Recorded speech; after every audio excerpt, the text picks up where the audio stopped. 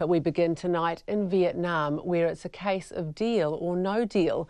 One unidentified country's held up the Trans-Pacific Partnership after ministers from 11 countries had already started celebrating striking the trade pact. The TPP's been finalised on the sidelines of the APEC forum in Vietnam, where Prime Minister Jacinda Ardern will be making her debut on the world stage this weekend. But the Trade Minister, David Parker, says the revived trade deal took a surprising turn there last night. At 10 o'clock roughly, the ministerial meeting finished.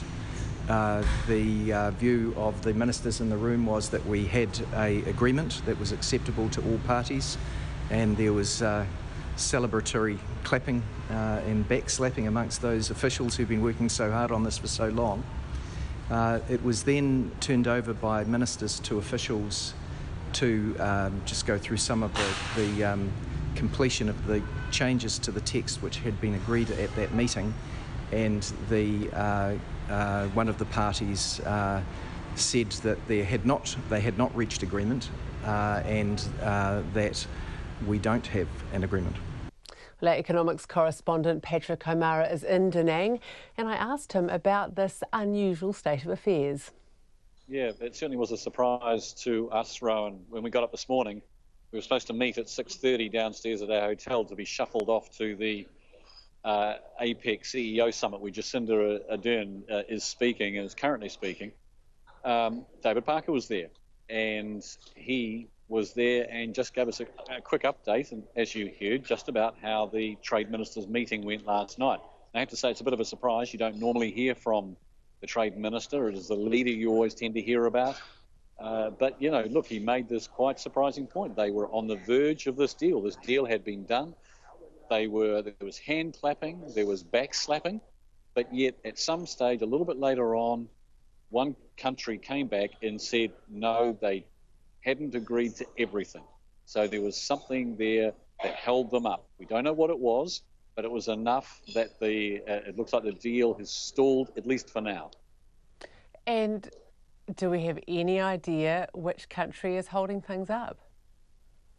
No, we don't. There had been a tweet from Canada a little bit earlier in the evening saying that the deal hadn't been done, and we asked David Parker if it was them. He said no.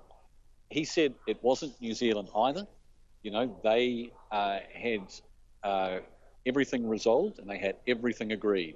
So we weren't the holdout. Now, someone did ask that, look, was it a question of perhaps it had been lost in translation from English to something else over a legal technicality?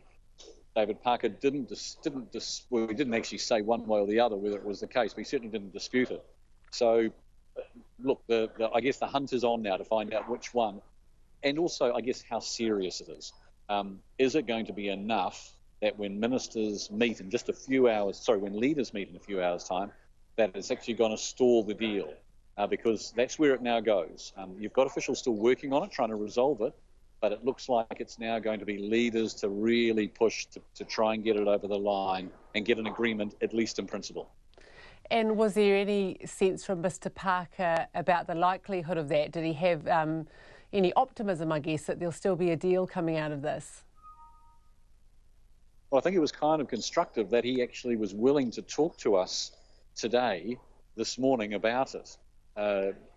I guess, look, partly I think there is a little bit of, he might be wanting to use the media to bring a little bit of public pressure to this, because obviously it's now going round the traps here, particularly amongst those countries interested in the TPP. But I think it probably does also give us an indication how close they are. They are that close to try and getting this deal over the line.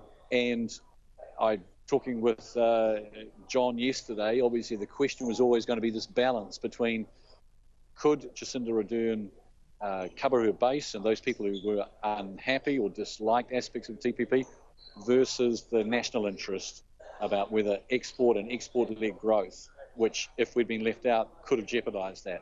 It looks like on the face of it, New Zealand's happy with where it's got, and they'll go with the deal if other countries agree. So it's a make or break leaders meeting tonight then, isn't it? I have to say, I've been to a number of TPP meetings where they've said it's make or break, and look, they all are. That is usually the case. But I guess the danger for them, and Jacinda Ardern hinted at it last night at the stand-up, was that, and as also we had the previous Trade Minister also point out, look, momentum is everything in this, and they're building up to this point. So if they don't get it here, there's a certain amount of deflation, I think, that goes on, and a certain amount of energy will be lost. And that will be hard to pick up again. So I think they will be doubly determined, Japan in particular, to try and get this deal done. That's our economics correspondent Patrick O'Meara speaking to me there from Vietnam.